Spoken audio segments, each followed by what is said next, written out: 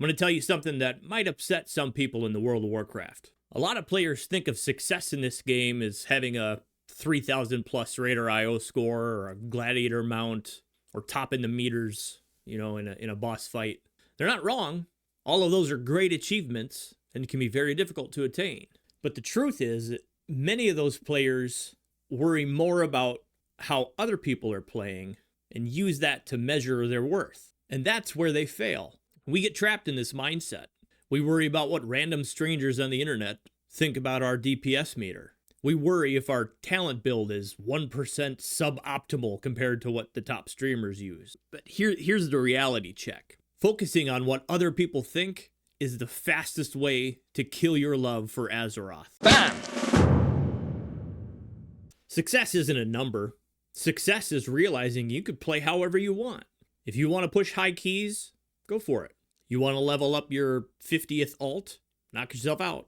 If you just want to spend 4 hours farming a transmog from 2008, go nuts. But there's a bigger problem than just how we play. It's how we treat the people playing around us. Everyone has their own challenges. That guy doing 50k less DPS than you, maybe he's a dad who just got the kids to sleep and has an hour to play.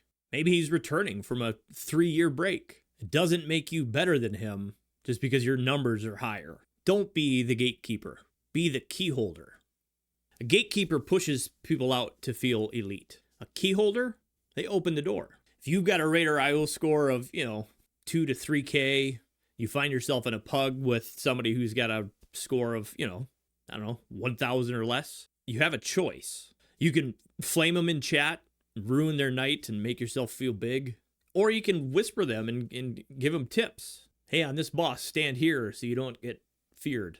Or better yet, if you see they're struggling, whisper them after the dungeon and just say, hey, offer help. Ask them if they want help. If they say yes, invite them to a group. Go run some follower dungeons or queue up for some M0s, just practice runs. Work them through the mechanics. Help them learn. Be the change. Be the good.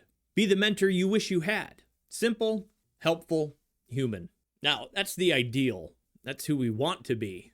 But let's be real. If you've played WoW or any sort of multiplayer online game for any period of time, you've probably experienced being griefed or had a toxic encounter with another player. Maybe you haven't.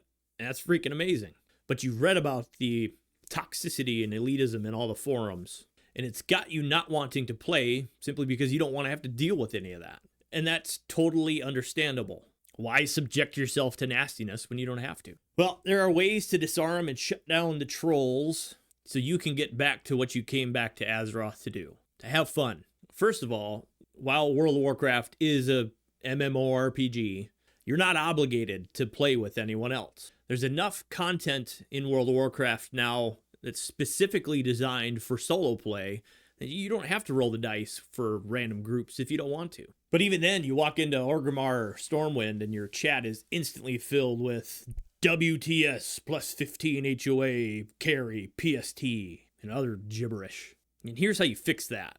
Hover over the General tab at the top of your chat window, right-click, go to Settings, and then in the new window, click on Channels. Uncheck anything you don't want in here.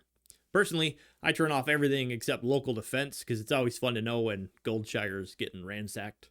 Once you've made your choices, close it out and be at peace. But you can take it a step further. Open your main menu, go to Options, and then Social. In here, you're able to really fine-tune your settings. You can restrict things like trades, invites, guild invites, or you can take the nuclear route and disable chat altogether. It's like turning off your cell phone and your Wi-Fi. Basically, it's like what life was like when I was in high school in the 90s. Absolutely awesome. But if you don't want to set yourself back 30 years, that's okay. If you're still getting nasty grams from a mouth breather who's pissed at you because you didn't play the way he wanted you to play, there's a fix for that too. Ignore them. Just right-click on their portrait or on the name in chat, select Ignore from the menu, and poof, they cease to exist. I actually heard the guys at Azeroth Morning Radio talking about this similar topic the other day. And by the way, if you like my vibe, you need to check them out. They're fantastic.